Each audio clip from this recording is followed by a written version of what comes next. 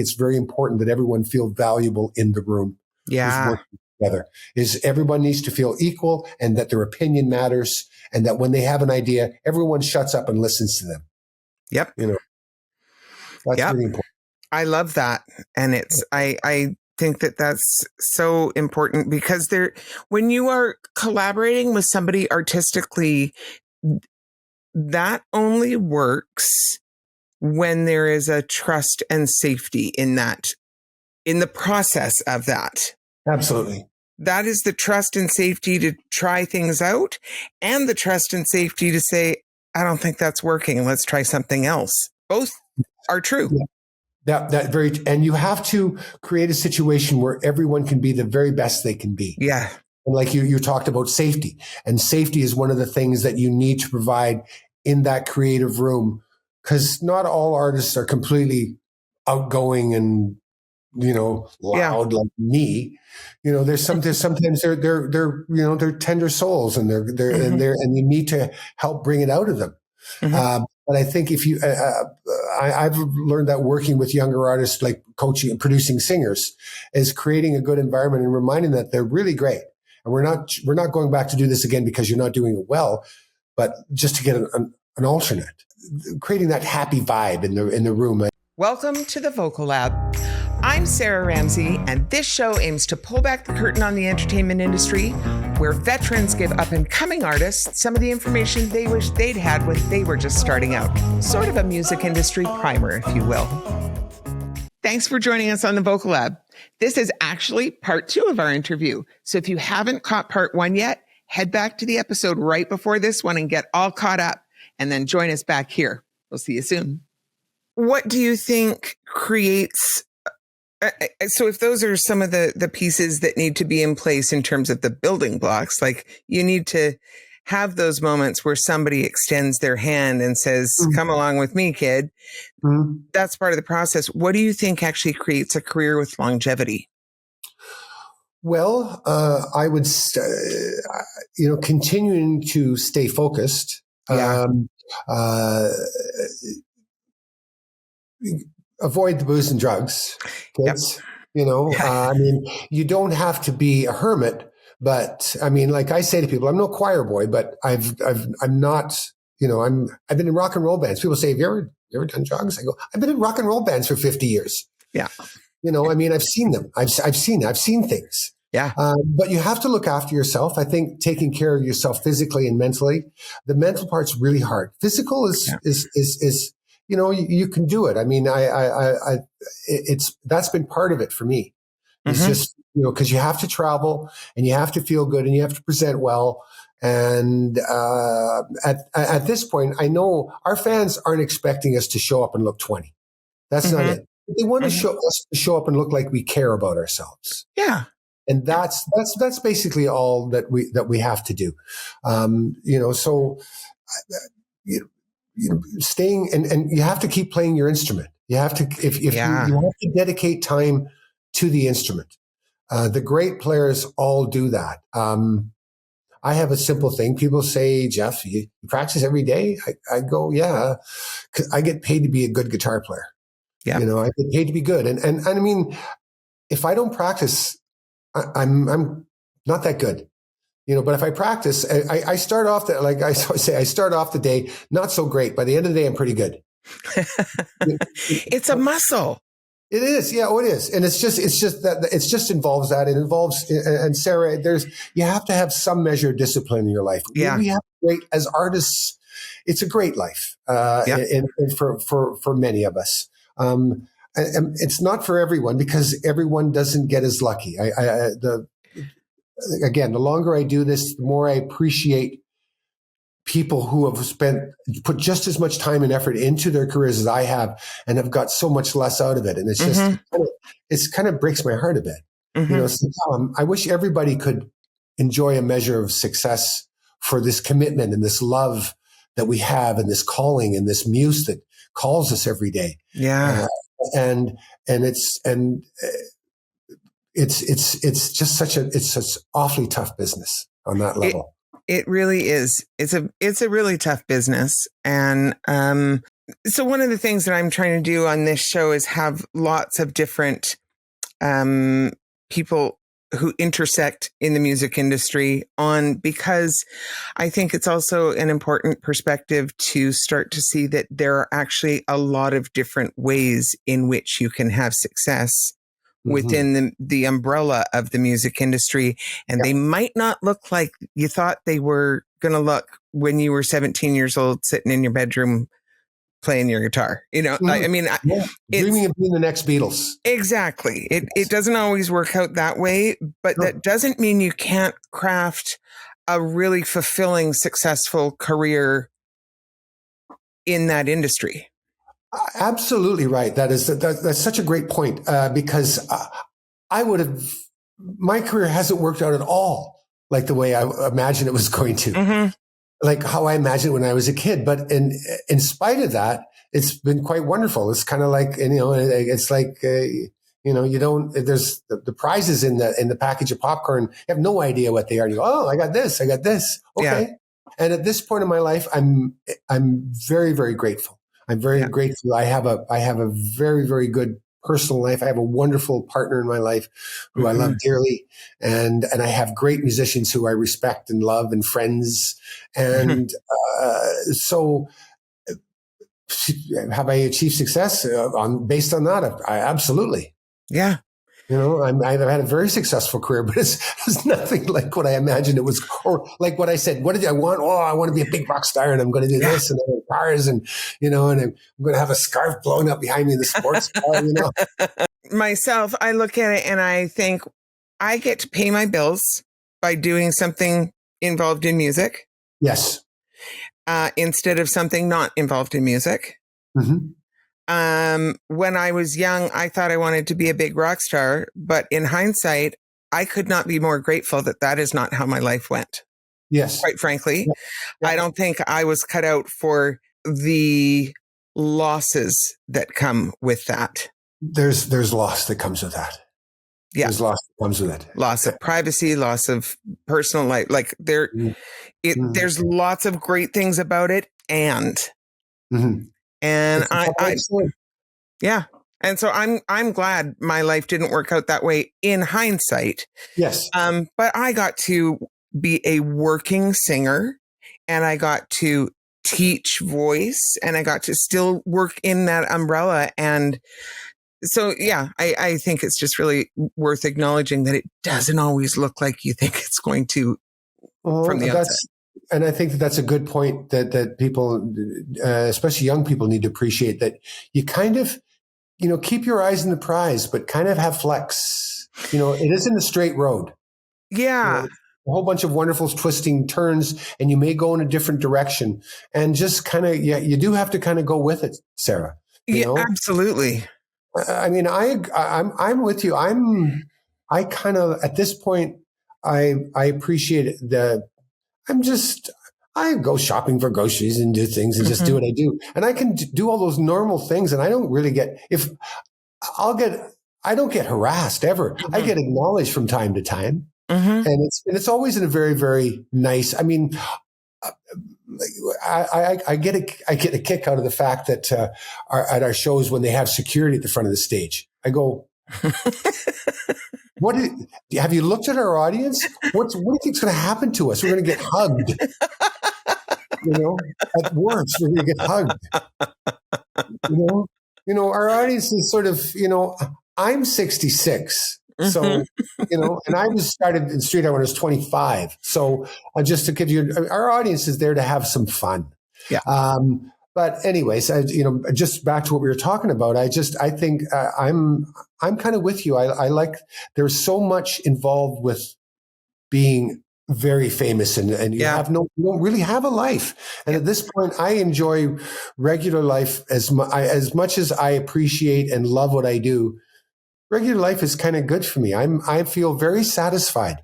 If I never did another show starting today, if my last shows were last week in Alberta, I would say I have had an amazing run. I've done 5,000 shows. I played around the world. I've sold, I could list the things that I've accomplished, and I go, wow, that's pretty impressive. I love what I do, but I don't, it doesn't define who I am. Yes. Thank you. Thank you for saying that, because I think that is, and I'm not trying to steer this conversation in a direction. If, for the young people listening, if that's your goal, don't hesitate to work for that goal, and don't hesitate to recalibrate that goal as your desires change, because that will happen. But yes, that piece of like looking backwards on your life and going, I've had a great run of it. I've had a great career. I've loved my life. And I really like my life that isn't on that stage or doesn't involve a guitar in my hands or a microphone in my hands or whatever. I actually love my life. That is nothing to sneeze at, That's success. That is quite a successful thing to achieve for anyone at whatever it is that you do, whoever you are. And if you can like your life, we're always going to have things that we can pick at, but of course. I have an enormous amount of gratitude for where I'm at right now. That we still are able to go out and play. We get to play. We get to do very good shows. I mean, we do well when we play. Yep. We have a great band. I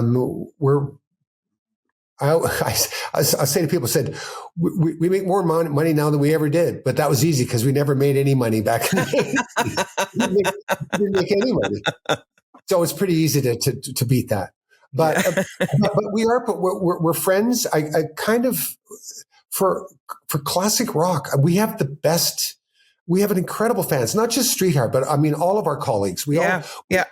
It's the success of the reason we were so successful at that time. Like if we look at Canada, there was this huge explosion of great bands, sort of late 70s to the late 80s. Yeah. All these great bands. And that was due to the fact that it was the culture.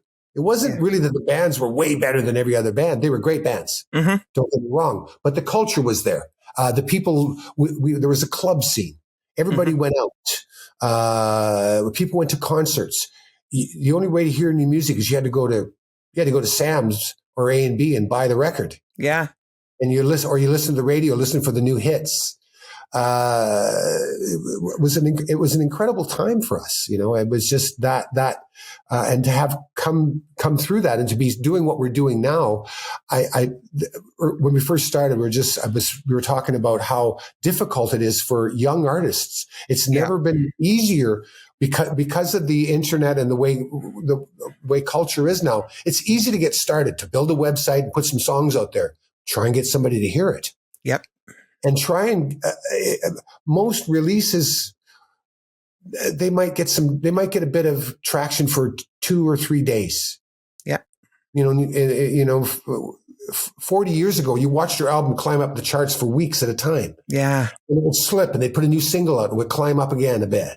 Yeah. You try and get as close as you try and break the top 40, top 20, top 10, see how high you can get.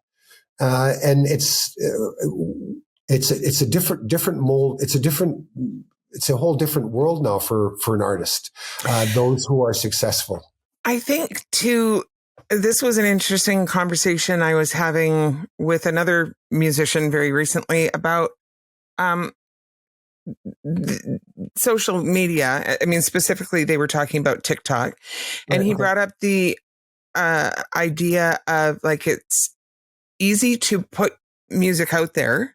But because the world has gotten so small and so connected, there are so many really talented people in the pool now. You can't make a living off of being a TikTok singer. I mean, influencers and stuff, sure. But like being out there on TikTok singing, that doesn't pay the bills. And there's so many good people who have the tools at their disposal now to put themselves out there to be heard by the masses, but that doesn't translate into a career necessarily. That's where it's so hard to get any traction. It's like, it's never been what you said. It's never been so easy, and it's never been so hard. Yeah. Well, it's kind of like, you hear numbers like they say there's 100,000 songs a day get uploaded to Spotify. Jeez. It's staggering. I mean, basically now, if you start a career in the music business, it's like throwing a cup of water into the ocean. Mm-hmm. Nobody notices. Mm-hmm. It doesn't even make a difference. We talk about this all the time. Is it moving the meter? Is it going to do anything? I mean, people ask us about new music all the time. I mean, hey, you guys writing new music? Yeah, we do. And we're thinking of releasing a couple of things, but we also. Can you name me one classic rock band that was big in the 80s that has had a hit in the past decade? Nope. No. Somebody asked me about, and it's funny, people could say, I have this great, you guys should put out a new CD. People are going to love it. and of course they would. But I go, do you know how much it costs to do that? Yeah. That's what I'm laughing at, to be clear, not the idea of. And I said, did you, and I had this conversation a while back, this is a few years ago. I said, do you realize that Elton John, Paul McCartney, and David Bowie have released albums this year? No. Well, that's my point. If they don't get noticed, what chance do we have?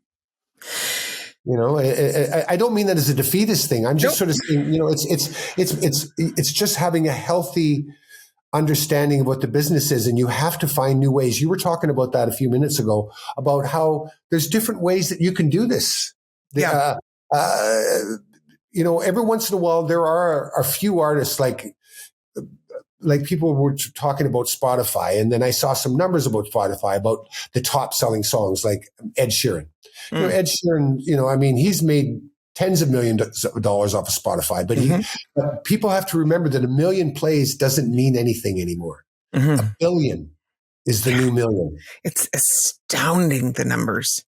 And the whole streaming thing, the issue isn't the actual platform.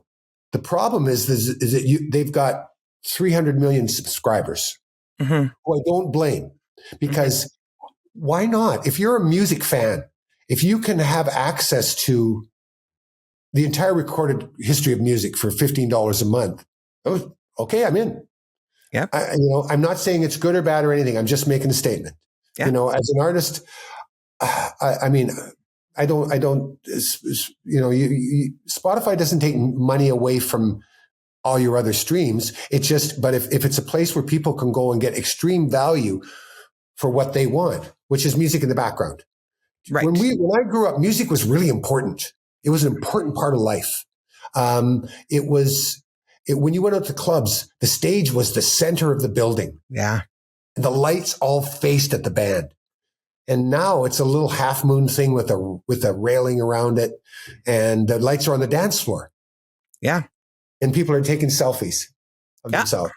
And the band's kind of playing the hits, and that's just, and again, that's not, I'm not criticizing that. I'm just saying that's how the culture that's what it's evolved to. Yes. So it takes the musician away from being an important, 30, 40 years ago, an artist was really important. It was like, we mattered. I mean, and artists matter now, but it was something. A different relationship. A different relationship. I think for a lot of people, music is something you get for free off the internet. Oh, pay for it, right? Yeah. And people are, and I can't hold that against people, because people just get used to what they do, and if they can find music out there. I remember when Napster came out, and people were just downloading all these libraries of songs, and I didn't think about it, and here we are. I feel lucky because we have a catalog and we have a history that we can go out and play, and we can play all summer to these amazing fans that have been driving down this rock and roll road with us for, Street Heart. This is the 47th year for Street Heart. That's a long track record. It's incredible. And so many of our colleagues could say the same thing, whether that's,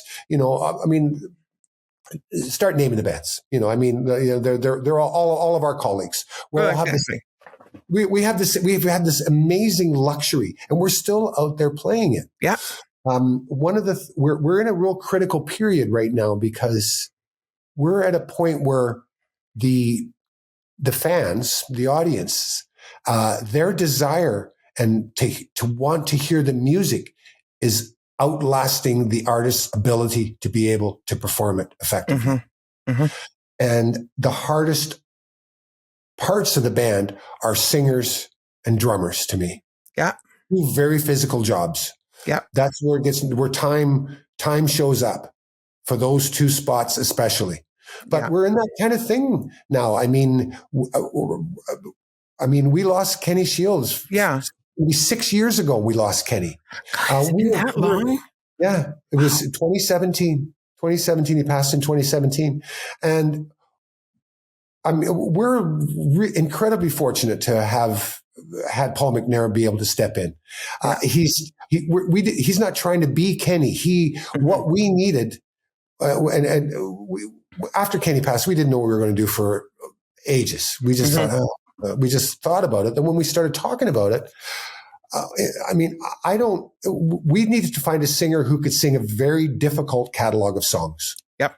Not a sound-alike. We didn't want that, because what are you going to do? I mean, people will go, oh, he sort of sounds like Kenny, but it's not Kenny. Yeah. And so Paul, in his own right, is his own great singer, and he's got these great songs to sing, and we're very lucky. But time is it's making it hard. I mean, you hear people. I mean, people can be pretty tough. You know, we have to suffer through some pretty harsh criticism sometimes. That to me is unwarranted. Yeah. It rolls off my back. I don't care. I ignore it. But I know that some people, it's hurtful to them. You know, it's hurtful to artists. But it is a funny time we're going through. I mean, a lot of my heroes, I'm always saying our, because we're all kind of in this. We're not that far apart in age. So no, but like, you know, when you see, when you like last week, like, you know, you lose Jeff Beck and David Crosby and Robbie Bachman. Yep. Oh, you know, it's just, and people go, oh, I hope things get better. I go, well, all of my heroes are all around 80 years old now. Yeah. This is a one-way train. Yeah, it is, of course. And listen, life is a beautiful, beautiful thing, but it's a limited time experience for everyone. Yeah. For everyone. My only hope is that I could have a gentle passing. You know, like some of my colleagues have done. You know, it's the one thing I always say about Kenny. He had a very, very gentle passing. He was well loved. He was surrounded by people who loved him, and he just slipped away gently. You know, we could all hope for that. Yeah. But for the time being, like as I said earlier, we're still here. Yeah. And so we make the most of it. I'm looking forward to the summer, and we're going to see all our fans again, and we're just going to continue to have the best time we can for as long as we can. Absolutely.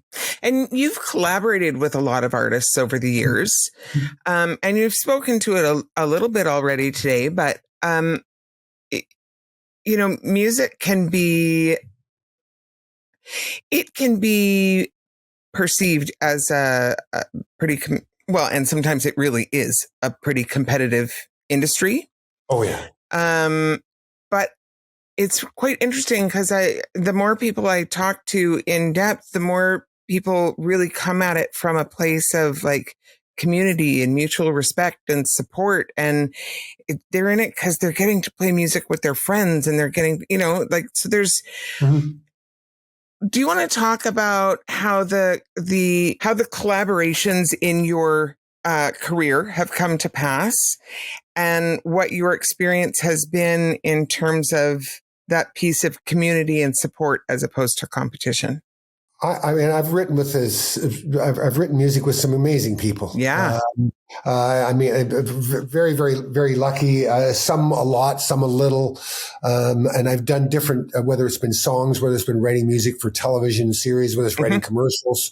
I've learned from some of the best. And I think in general, I found that people have been very gracious and very, very generous with their talents. Yep. I like to think that I kind of help to make the room good that way. I mean, I always sort of bring that. I try and bring that. I want people to be great. Like people ask me what my strengths are. I make people better, if that makes sense. That's a pretty great strength to have, Jeff. Yeah, I mean, I think I love to see whoever I'm working with, I want to see them fly. Yeah. Because that's where my success comes from, making that happen. I like to, I have an opportunities from time to time to do it on my own, and I'm fully willing to have a go at it. Mm-hmm. And I'm pretty confident in what I can do. I work hard. So, someone can you do this? I go, yeah, I can do this, but the best writers have always been the most generous writers. Mm-hmm. They're open to ideas and try things. I've had some not so good writing, and most of the not good creative sessions just don't amount to anything. Yeah, nothing really happens because of it. The most successful writers, a lot of what they do is based on it's discipline. I had lunch with Jim Valance a number of years ago when I moved back to Vancouver. Mm-hmm. We were just talking about stuff, and we were talking, and he was saying that he wasn't writing much anymore because he'd just been through that part of his life, and a lot of what he was doing was taking care of his catalog. That's a full-time job because he's got a big, him and Brian together have a huge catalog. Yeah, and he basically said the key to his success was 12 hours a day, 6 days a week for 15 years, that's sort of paraphrasing what he said. But essentially that's what him and Adams did, is they worked every day at it from noon till midnight, taking Sundays off. And they did that for a decade and a half. Mm-hmm. That's how you get good. Yeah. That's how you get 200 plus songs placed. Yep. You have to you just do the work, and you find people you like to work with. I mean, what a collaboration, those two talents. Amazing. Yeah. Jimmy Barnes and I were like that with Street Heart. With the first album that I wrote with the band, we got together every day at Kenny Shields' apartment for the first album I did, the Street Heart album, which has the Heart on the Street, which was my first album with the band. For 6 months, we went to Kenny's every day. We sat around his kitchen table and put down ideas and recorded them onto a little cassette player. Mm-hmm. And then we go into a studio and we demo them as a rock band playing. And we did that every day. And it was a job. We went and did it. We treated what we did as a job. And inspiration is a very lazy creature. Inspiration shows up late. It may not even show up at all. But if hard work shows up in the room and starts working, inspiration usually will show up at some point. Yeah. Yeah. Hard work is the one you have to, hard work is what you can count on. Yep. And, inspiration, if you work hard enough, inspiration finally shows up and goes, hey, I'm here. Yeah. What do you want? And you have some pretty serious writing credits under your belt, co-writes with Jim Valance and Jonathan Cain, Keith Urban, among others. Do you want to talk a bit about your songwriting process? Songwriting for me, it's very early. I was taught that always have a recording device. Yeah. Near where you are, whenever you pick up an instrument. Mm-hmm. Don't say, "Oh, I'll get that later," because you don't get it later. Mm-hmm. And I still do that. I do that now. I'm sitting here in my studio. So when I practice, typically I'll run the Street Heart set first thing in the morning. Mm-hmm. That's what I do. That gets my hands in shape and it lets me play. And I've got 90 minutes under my belt. And then when I start writing, and I'm always playing through my system, my recording system here. So I'll go, that's kind of cool, and I document every decent idea that I get. Mm-hmm. And those are the things that I may take to someone. And, what you show up, if you're writing with someone, if you're in collaboration with someone, depending on who you're working with, some people want to see a finished song. Some people want to see a half finished song so that they can put something into it. Yeah. It's the one thing I learned that very early writing with Jimmy Barnes. I would present him with completed songs, which he said, that's a great song, Jeff. Yeah, really great. But he wouldn't be that interested in it until I understood his business. And I realized, he said, Jeff, that he needed to have a certain amount of the publishing and songwriting on his album. So we needed to be involved. So I started coming to him with half finished songs, which said, Jimmy, these need lyrics. Okay, write lyrics. So then now we have a co-write. Right. And that really that was a very sort of, I went, Right. I get how, you have to be more open. So I've learned to be more open to go, what is it? Who do you have to be? What type of person do you have to prepare yourself for going into a session? Mm-hmm. A commercial you have to do it all. For example, you're writing a jingle, you got to be able to do it all. You don't going to go, what do you think? You just got to show up with it. And I can do that too. And I'm prepared to take something myself, but I'm also prepared to go in with a skeleton and let someone be involved, because I think it's very important that everyone feel valuable in the room. Yeah. Together is everyone needs to feel equal, and that their opinion matters, and that when they have an idea, everyone shuts up and listens to them. Yep. That's really important. I love that.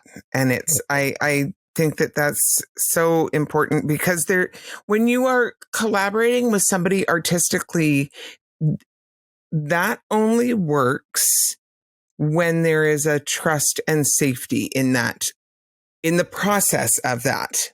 Absolutely. That is the trust and safety to try things out, and the trust and safety to say, I don't think that's working. Let's try something else. Both are true. Yeah. And you have to create a situation where everyone can be the very best they can be. Yeah. And like you talked about safety, and safety is one of the things that you need to provide in that creative room, because not all artists are completely outgoing and, loud like me. Sometimes they're tender souls, and and you need to help bring it out of them. Mm-hmm. But I think I've learned that working with younger artists, like coaching and producing singers, is creating a good environment and reminding that they're really great. And we're not going back to do this again because you're not doing it well, but just to get an alternate, creating that happy vibe in the room. Joy has a way of creating great art. I mean, I know, yeah. I mean, I know that some people talk about how you have to be depressed to write great music, and I haven't written very many songs where I've been really down.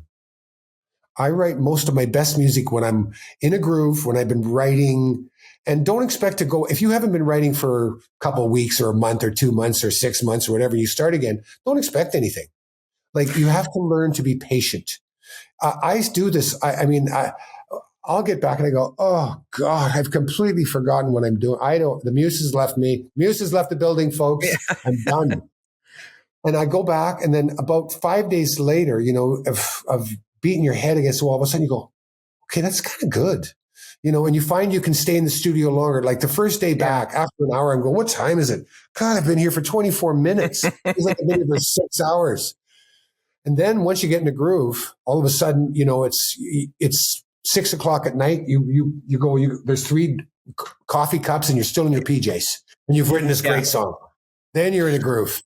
I also think that there is a place where, whether it's because you've been away from it for a while and you're coming back to it, or whether it's just part of the cycle of doing it, but sometimes you have to write the shit to get it out of the way, to kind of clear the pipes for the good stuff.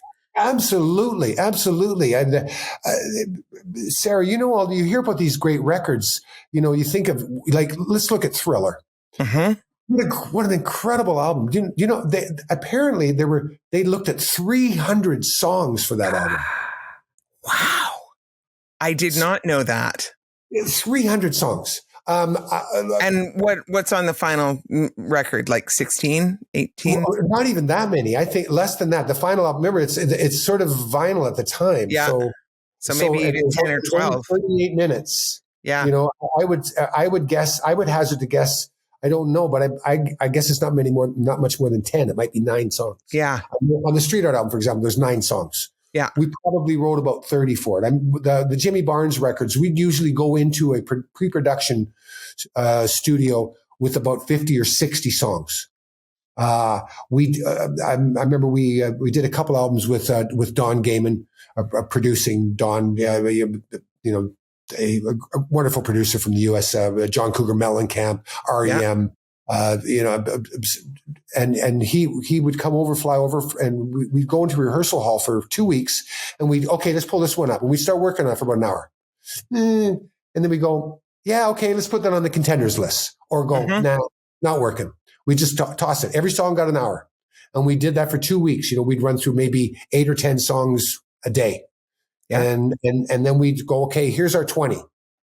And then maybe 2 would get, and I remember we recorded for that. We recorded, I think, 19 tracks, which we ended up using, 12 went on the disc. And then in the rest of them were saved for B-sides and stuff like that. But, you have to, like what you're talking about, getting rid of the crap to get to the good stuff. You have to dig a whole lot of ore to get an ounce of gold. Yep. And so, kids, write lots, write lots. I think that is a piece that, for young artists, they maybe don't realize that it's not your first 10 songs that are going on the record. No. It is your best 10 songs that are going on the record. And that might come after writing 100 songs or 300 songs. Oh, Sarah, you're absolutely right. I mean, I've been there myself. One of the things we talk is, and sometimes people will try, they keep a song on life support and I go, let it go. Yeah. It's not working. It's really not that good. And the songs, they're not kids. It's just a song. They're not family members. Every one of them doesn't have to succeed. They can you might be able to reuse it somewhere down the road. You might say. So that piece right there, that's another thing. I talk to students about that a lot, that let it go. Like if it's a shitty song, let it go. But it's never gone. You can steal from yourself all you want. That one line in the shitty song, you can pull that out and put it in a different song later. That bridge that was a great section, but the rest of the song was crap. Yeah. Keep the bridge and put it in something else, etc. Yeah.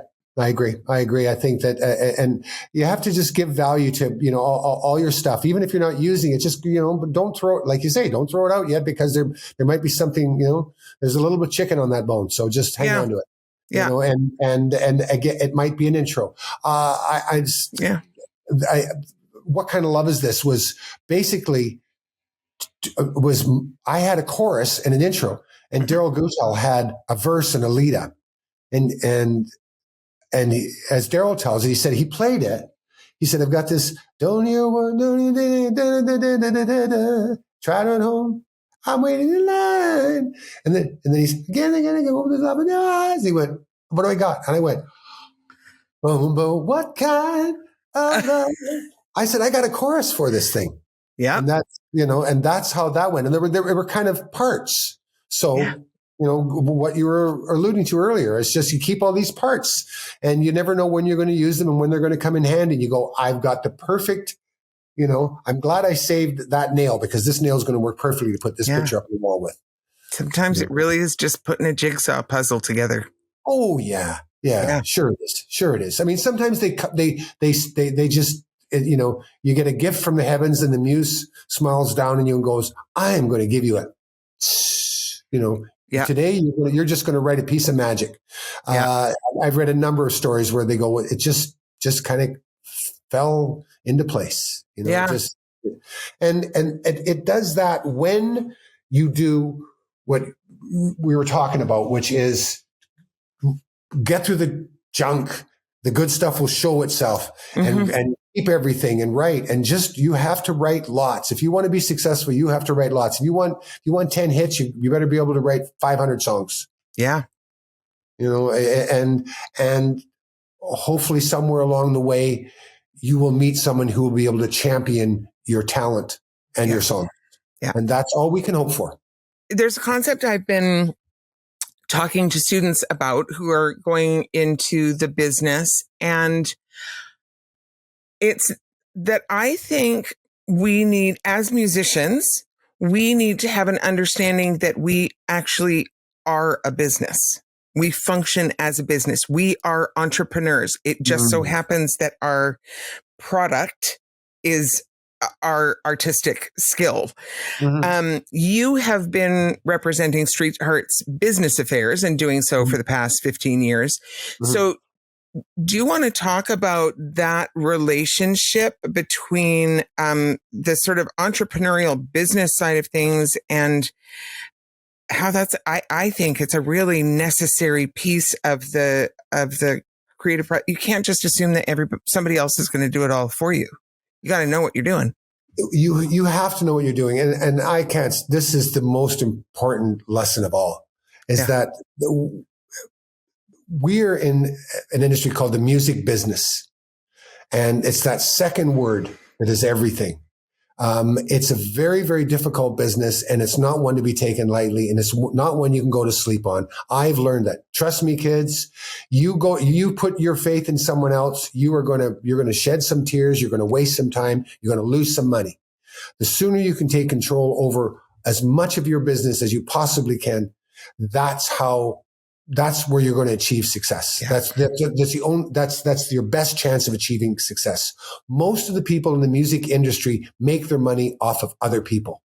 Very few artists actually make their money off of their careers. You can look at the pointy end of the spear, of course. Mm-hmm.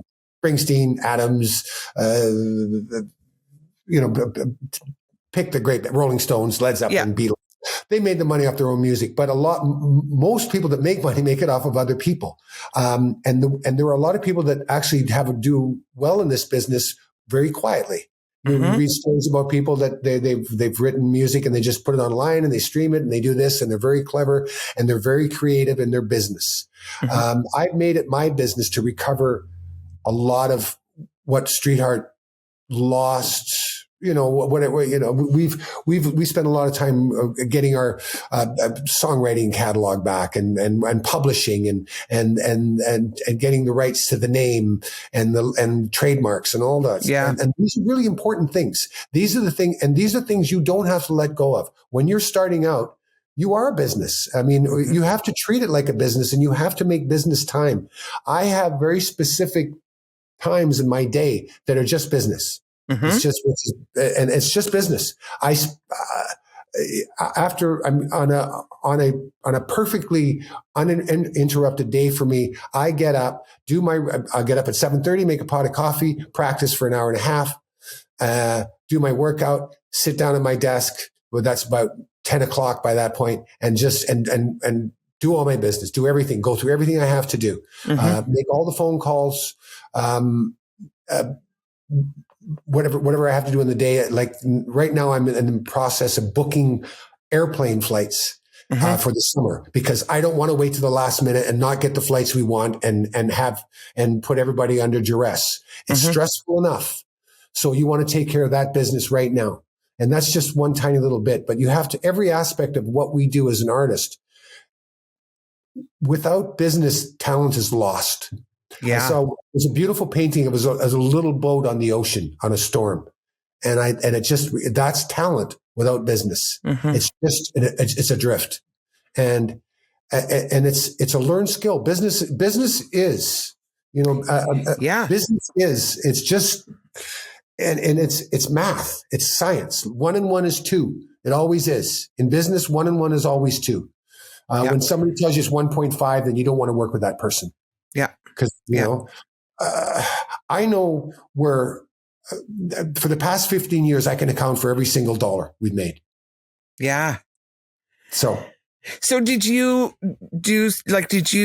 take any business courses, or like, how did you develop the business skills that have served you well in your career?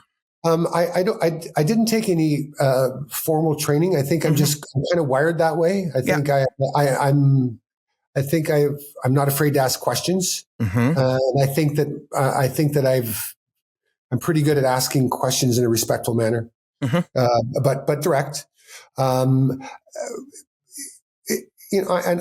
I think I have I can figure things out. Like once I started doing it, I learned really quickly how to book flights. Yeah. Mm-hmm. And I learned you can do it all online. There's no difference in price. Like, I don't understand why people use a travel agent, because you don't have to. Mm-hmm. It's the same price. I don't know how they get paid. I don't even know how they must get some kind of, because it's the same price with an agent. There must be a kickback from the airline or something. I don't know. But it's really easy to do. I make it my point every day to look at flights I need. I look at like the stock market. Yeah. Okay. I wait for the sales and then I'll grab them and save. If I can save $50 on 6 flights, there's $300. It doesn't seem like much, but if I do that 40 times in a year, and that's $12,000. Yeah. Yeah. That it's like extra baggage charges. Yeah. We don't have those anymore because the way we travel. But I used to get. I remember saying we're flying the cheapest flights we can, but we have to pay for all our bags, and that's costing us. 1 year was just over $10,000 in extra bag charges. It just adds up. You don't think about it. Okay, it's $500 a week. Okay, but do that over the course of the year. You don't need a whole. You can teach yourself how to do things, and the internet makes things so much easier. Excel makes things so much easier. Being able to, and I don't know anything about Excel, but I know what I know. I know how to keep. For me, a lot of my books are basically adding and subtracting. Mm-hmm. It's not deep mathematics. We made this much. It cost us this much. This is what we have left over. Mm-hmm. And it's that simple. But you have to do it every day. You have to keep on top of it. And that's the key. And sometimes doing the business isn't that sexy when you're young. You want to play music and party and have fun and do all that. But I can't stress that enough for anybody. The tools are there now for everyone to be able to take care of their own business. Yeah.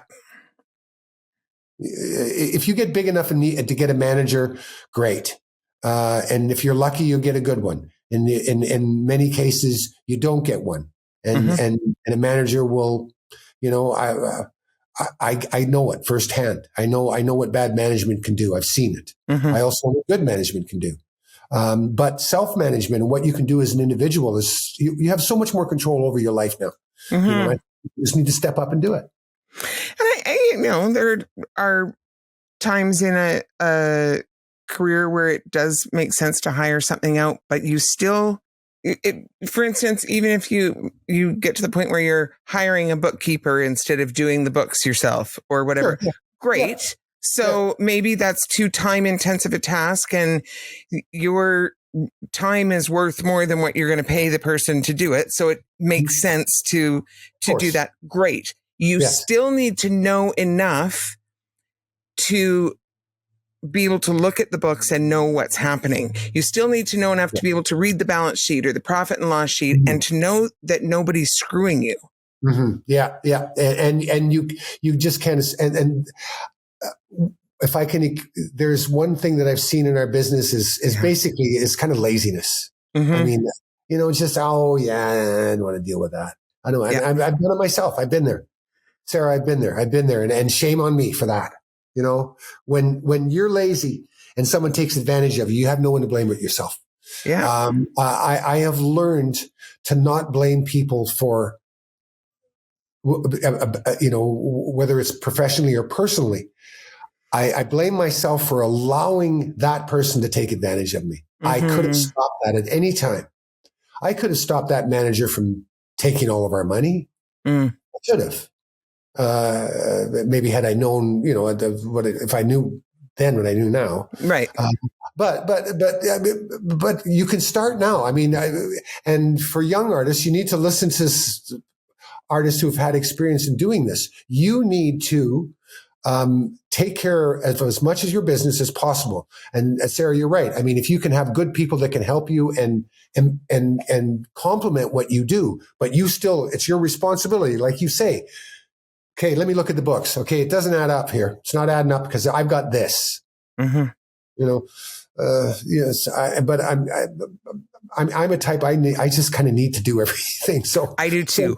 And many of us, I think, as creatives, I think we're probably better at business and math than we might give ourselves credit for once we get into it. People mostly don't realize that music is math. And that is coming from someone who, when I was in high school, I did not pass Math 11, and my school sat me down and said, "You're going into music, right?" And I said, "Yeah." They said, "So you don't need Math 12 to get into that university program, right?" I said, "No." I said, "Okay, we will pass you in Math 11 if you promise not to take Math 12. Right. That was my relationship with math. Math and I did not get along. Right. Turns out, functional math is a very different thing than classroom math. So my point being, musicians are often, I think, much better at functional math than they are led to believe through their high school years. Because that's very different than like algebra or trigonometry or any of the things we have to learn in school. Functional math, like money math, musicians can usually do that because that's a different kind of math. Well, I think that's, I mean, why I done so well at our business is because it's really not that difficult. Math was one of my strong subjects in school because it's just kind of, it's the truth. One and one is two. One and one is two. It's the universal truth. It's just, it's if when 1 and 1 is 1.5, somebody's skimming something off the top. Yeah. But it's just functional math. Like you say, it's just adding and subtracting. That's all I do. But you just have to do it. It's a discipline. Okay. Every Monday I get out the books and I do everything. And okay, where does this have to go here? And it's I've seen we've done this enough now. We have so few, we don't have a whole lot of expenses that are just random. It's always the same 4 or 5 things, with the odd exception, every week. And it's just keeping track of the numbers and staying on top of it. So that when I go to do the taxes at the end of the year, it's just basically pull it all up and just print it out. There's no pulling up a stack of paper and going, that's too daunting. I think it's an everyday thing. And I think that's what the musicians need to realize, that the business part of what we do is an everyday thing. If you want to protect and help your artist, be a business person for an hour or two every day. Whatever that means. If that means just making sure all your minimum balances are paid, you're going over your budget. Okay, what have I got here? And being creative. You may have a bunch of songs on all these different streaming sites or whatever, and you have to keep track of that. You have to be in the business of looking after all that stuff. I do that. I have a standard thing what I go through every morning, what I look at, which is, let's start with email and see if there's any fires to put out. Go through the social medias, make sure it's all up to date. See if there's any messages on my phone from my agent that I need to return. And it's just all business stuff for me when I start. That's how once I do my morning practice, I get right into that. I get stuck into that. And then at the end of the day, I become an artist about this time. Yeah. This is about the time where most of the calls that I have to make in a day are done. Yeah. I was one of the beauties. I'm quite loving living in Winnipeg. It's a great city. It's fantastic. The beauties of living on the coast was that basically by 3:00, everything shut down. Yeah. So you don't have to be time. I'll get calls from the coast sort of at about 7. I'm going, talking business. And it's like, oh, right. Yeah, you're right. Yes, just the end of the day for you. I'm having dinner right now. Yeah. But this is about the time where as an artist, where I start getting creative. And I find that if you do the business, there's a peace of mind. Yeah. And a sense of being organized and on top of your game that you will be a better creative person if your business is together. Yeah.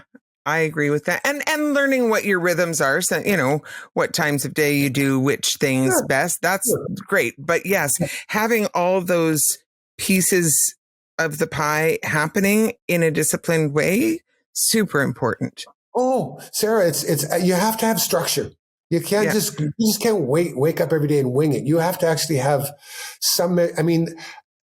my day changes. There's always, I can't do this. I got to go do this now. But I always, my intention every day is to have structure to my day and get the most out of every 15-minute section in every hour of every day. Yeah.